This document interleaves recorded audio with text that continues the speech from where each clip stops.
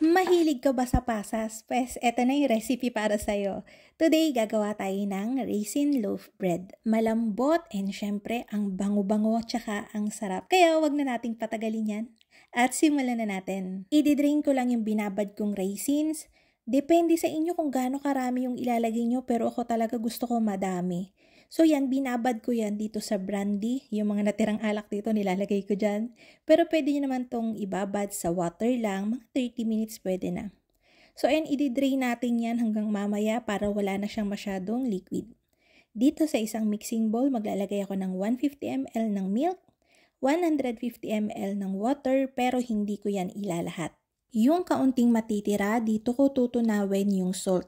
Huli kasi natin tong ilalagay. 10 grams to, medyo mataas. So pag nilagay natin to direkta agad sa dough, medyo mahihirapan yung yeast natin and gluten structure natin na ma-form. Dito naman sa liquid mixture natin, tutunawin natin yung ating 6 grams ng yeast and 90 grams ng sugar.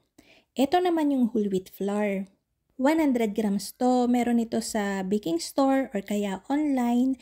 Pero kung wala kayong mahanap, pwede nyo namang gamitin yung 500 grams na lang ng bread flour.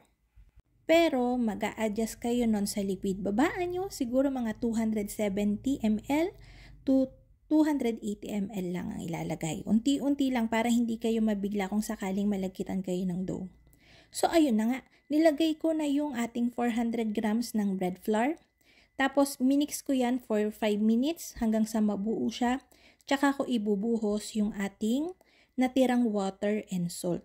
Ang mahirap sa ganitong mixer kapag naglagay ka ng dagdag na liquid tapos buo na yung dough mo, ang hirap na niyang ma-absorb.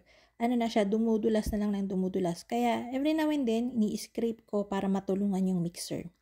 Minix ko again yun for 5 minutes and then tsaka natin ilalagay yung ating fats. Meron ako ditong 35 grams ng Quest shortening. Yan, lalagay ko yung link sa description box. Again, dumudulas na naman ang dumudulas yung dough natin. Nung nilagay natin yung shortening, ay ako magdagdag ng additional na flour kasi mababa na yung hydration natin para dito. So, baka tumigas na yung dough natin. Ginagawa ko, finol ko yung speed settings natin. Tapos, nung ilang segundo lang naman, tapos tsaka ko siya ibabalik sa speed settings na number 6. Para lang mas mabilis ma-absorb. Kasi yun, kapag tumagal tayong mag-mix, tendency aalsa yung dough natin habang nagmi-mix. So, hindi nyo na makikitang kuminis siya.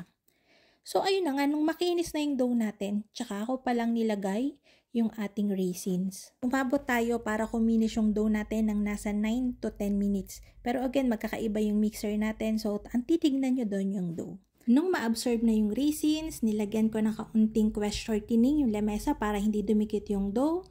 And ito na yung itsura ng dough natin. Baka may magtanong, since brandy yung binabad ko sa raisins, hindi kaya lumasa yung alak. Hindi naman actually lasang mas tatamis siya. Huwag kayong mag-alala, binake to, hindi na to nakakalasing, nag-evaporate na yung alcohol nun kapag nainitan. So nirest ko yung dough natin ng 15 minutes para ma-relax, tsaka natin siya i-divide sa 400 grams per loaf. Ang ginagamit ko kasing loaf pan dito is yung 5x5. Pero pwede nyo namang baguhin nyo kung anong loaf pan yung available sa inyo. Yun yung gamitin nyo. Yung 400 grams ng dough per loaf, hinati ko pa yon, so tig 200 grams siya. Tsaka ko siya pinalapad ng ganyan, itutupi yung magkabilang gilid, then iro-roll. Mas maganda to kasi pantay yung magiging forma ng loaf nyo pag na-bake na. Pagka na-i-roll na natin yan lahat, ay i-rest ulit natin yung mga na-roll natin for 15 minutes again para ma-relax and then i-roll ulit natin yan ng ganyan. Makakagawa to ng dalawang loaf na tig 400, tapos may matitira dong nasa 330 plus na grams ng dough. So, gagawin ko pa rin siyang loaf.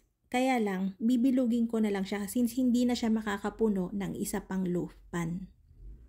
So, ayan yung dough na natira natin. Dinivide ko yan sa tigi 80 grams. So, meron tayong 4 na bilog. After 15 minutes, iro-roll ulit natin yan.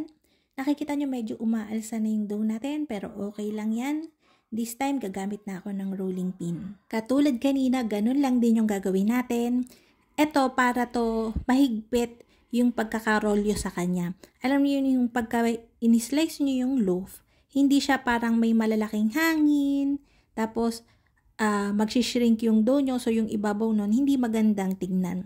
Kaya natin to ginagawa, hinihigpitan natin yung pagkakarolyo sa kanya para maganda yung ibabaw and hindi butas-butas yung loob. Lalagay na natin siya dito sa loaf pan natin. Nakikita nyo, heavily grease siya ng shortening. Yan, ire-rest natin to for 2 to 3 hours. Depende sa temperature ng lugar. Kung mainit, mas mabilis. Kung mas malamig, syempre mas matagal. Pero mga nasa ganong time. Ilagyan ko lang yan ng takip para hindi na ako magtaklob ng tela o plastic. Ito na yung alsa niyan after 1 hour. Ito naman after 2 hours. Huwag niyo siyang papaabutin hanggang umalsa siya ng punong-puno na. Kasunod nun pagbagsak na. Kapag malapit na lang siya dun sa ibabaw, lagyan nyo na ng egg wash. Tapos isalang nyo na sa 170 degrees Celsius for 20 to 22 minutes.